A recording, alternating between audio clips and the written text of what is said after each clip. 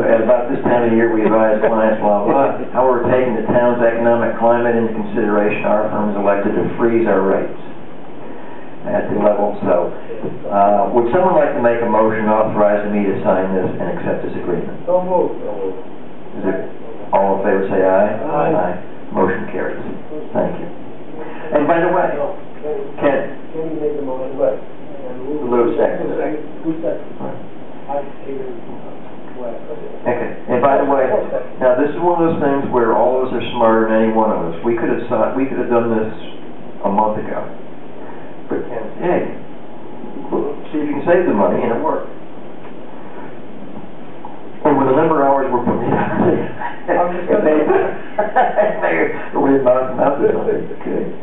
Okay, this next one is discuss and authorize the supervisor to sign an intermunicipal agreement with the County of Orange regarding an automated vehicle locator system. And you've got this in there. And what I'd like to do is do this on a Thursday night. Hello, guys. Do this on a Thursday night, so if you can look through it. Phil and I have looked through it. It appears to make sense. It does not have any ongoing costs for the town. And the county's going to pay the maintenance. So, yeah. So we'll put this on Thursday. But unless you see something in here, we're going to have a resolution to pass that. Okay. The next one is to authorize the supervisor to sign the 2010 Workers' Compensation Claims Runoff Management Agreement. Now, this is the agreement with Right Risk Management for our tail claims. And again, it's got all this legalese in here. And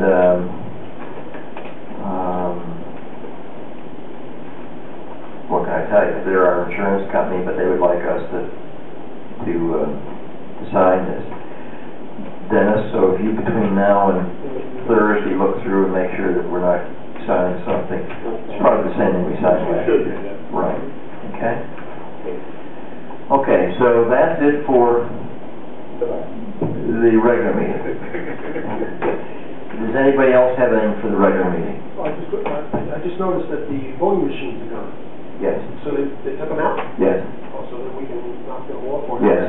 Already taking place off of our insurance. Sure. Take them off. So that should be that's a saving. Now there's a George. He plays the bark on a tree too, guys.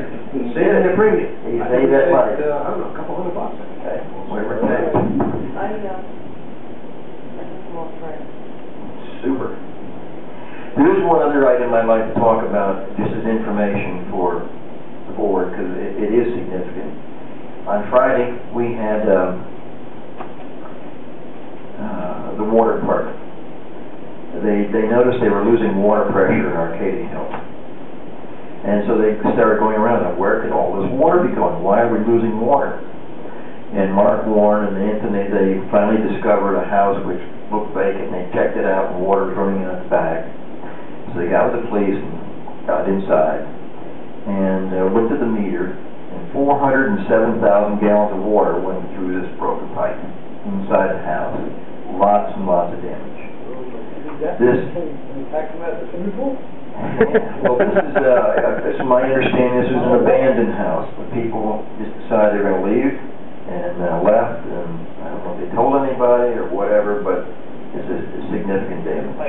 And the pipes froze. So, Mark, being the reasonable person, oh, by the way, Neil went out and looked at it and had the electricity turned off and the gas turned off and some other things. Mark, being, I think, the judicious person that he is, and I have to give him a lot of credit for this, you know what? There are other homes out there in Hamiltonian Park and Arcadia Hills.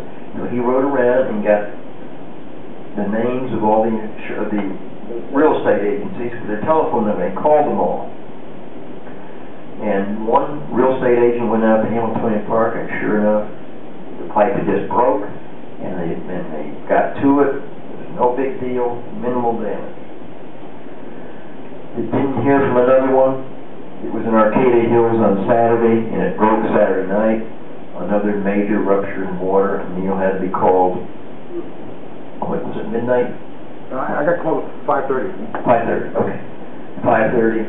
go out and again, have the power turned off and whatnot. So, this cold weather we've had, and the economic situation we're in, you know, we've got to take responsibility for these homes, these people who own them, and the banks, and everybody else, so.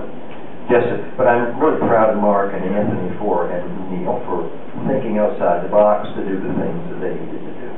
You think the real estate agencies would have some kind of checklist or something? Right.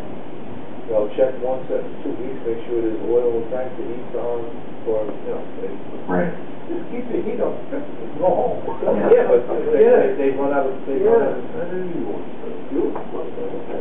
This temperature up to like science, pipes. Oh, last time we saw it, all free. What broke you though? Pay for that fuel. But you know what?